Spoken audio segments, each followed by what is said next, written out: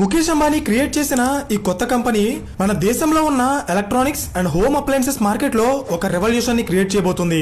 ఎలా అంటే ఇప్పటి వరకు ఇండియన్ ఎలక్ట్రానిక్స్ మార్కెట్ ని సామ్సంగ్ అండ్ ఎల్జీ లాంటి ఫారెన్ కంపెనీలు డామినేట్ చేసి బిజినెస్ చేస్తున్నాయి. కానీ ఈ డామినెన్స్ ని తగ్గించడానికి Indian government make in India అనే ఒక ఇనిషియేటివ్ ని లాంచ్ చేసింది.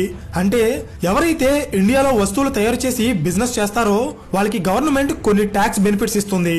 అండ్ ఎగ్జాక్ట్ గా ఈ అవకాశాన్ని యూజ్ చేసుకుని ముఖేష్ అంబానీ రీసెంట్ గా వైజర్ అనే ఒక ఎలక్ట్రానిక్స్ బ్రాండ్ ని లాంచ్ చేశారు.